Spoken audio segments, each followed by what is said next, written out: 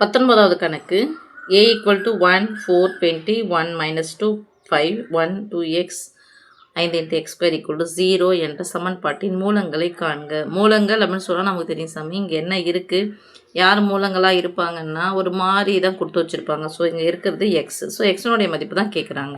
நம்ம டைரெக்டாகவே போட்டுக்கலாம். மதிப்பு கண்டுபிடிக்க போகிறோம். மாடுலஸ் ஆஃப் a = மாடு கிடையாது, டிட்டர்மெண்ட் ஆஃப் a = அப்படின்னு சொல்லிட்டு இதை கண்டுபிடிக்க போகிறோம். டிட்டர்மெண்ட் ஆஃப் a = கொடுத்துட்டாங்க, 0ன்னு கொடுத்துட்டாங்க. ஃபஸ்ட்டு 1 கன்ஃபியூஸ் ஆகிற வரைக்கும் நீங்கள் இதே மாதிரி போடுங்க. 1 கூட எப்படி பெருக்கணும்னு சொன்னால், இந்த காலம் க்ளோஸு, இந்த ரோ க்ளோஸு, மீதி யார் -2 5 2x 5 × x². இங்கே ப்ளஸ் போடணும், இங்கே -4. இந்த ரோ ஃபுல்லாக கேன்சல், இந்த காலம் கேன்சல். 1 5 1 5 x², 1 5 1 5 × x² ப்ளஸ் 20 கூட போட்டோம்னா 1 - 2 1 2 × x தட் இஸ் ஈக்குவல் எவ்வளோன்னு கொடுத்துட்டாங்க, 0. இப்போ 1 கூட எதை பிறகு அதை தான் கிடைக்கும். மேலேருந்து கீழே பிறகுனா I2 10 என்ன 10 -10 x². கீழேருந்து மேலே போகும்போது மைனஸ் போடணும். I2 10 மாறி எக்ஸ். இங்கே -4 கண்டிப்பாக க்ளோஸ் ப்ராக்கெட் போடுவோம் சாமி. ஏன் அப்படின்னா இந்த மைனஸ் ஆனது இதுக்கு சொந்தம். நீங்கள் இதுமாரி போட்டுட்டிங்கன்னா இங்கே வந்து நின்றுடும். இந்த -4 இதுக்கு சொந்தமானது இன்ட்டு ஓர் 5 5 x². கீழேருந்து போனால் மைனஸ் போடணும். ஓர் 5 5 ப்ளஸ் 20 அதாவது இங்கே 1 நீங்கள் கூட போட்டுக்கோங்க. ப்ளஸ் 20 ஓர் 2 2x. கீழேருந்து மேலே போனால் மைனஸ் போடணும். ஏற்கனவே ஒரு மைனஸ் இருக்குது. ஸோ ப்ளஸ் ஓர் 2 2 = 0. இதை எடுத்து உள்ள பெருக்கினா அதுதான் கிடைக்கும். -10 x² -10x. இந்த ப்ராக்கெட்னால் பெருக்கல் பொதுவானது.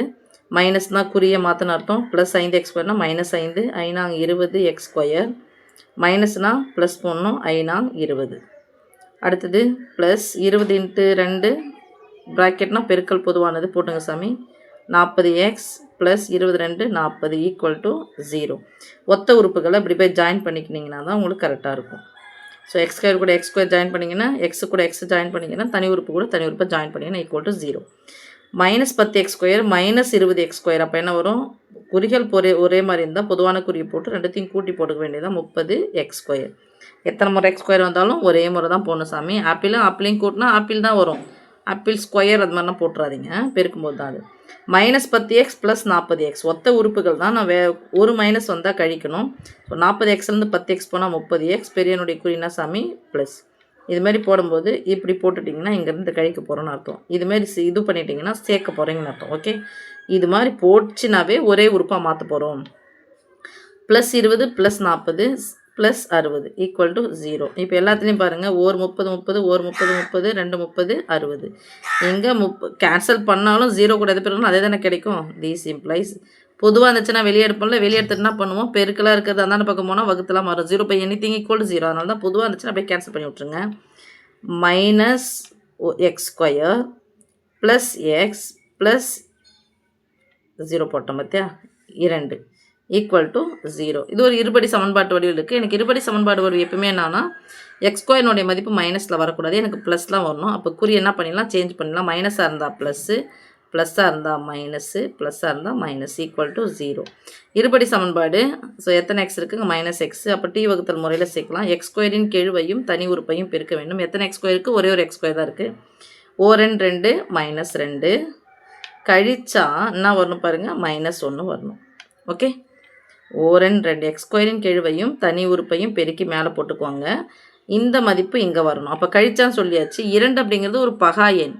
அப்போ ஓர் 2 2 வேறு எதை பெருக்கினாலும் 2 கிடைக்காது நமக்கு. இங்கே வந்தது மைனஸ் வந்திருக்கு, கழிச்சான்னு சொல்லியாச்சு. அப்போ 2லேருந்து 1 போனால் 1. இங்கே என்ன இருக்குது, மைனஸ் இருந்துச்சுன்னா பெரியனுடைய குறி போடுங்க, ப்ளஸ் இருந்துச்சுன்னா பெரியனுடைய குறி ப்ளஸ் போட்டுக்கணும். தீஸ் இம்ப்ளைஸ் இங்கே ஒரு x² இருந்துச்சுன்னு சொன்னாவே இங்கே +1 இருந்தால் -1, +2 இருந்தால் -2, -2 இருந்தால் என்ன சமைப்போம், +2. ஸோ எக்ஸனுடைய வேல்யூ +2 -1. ஓகே.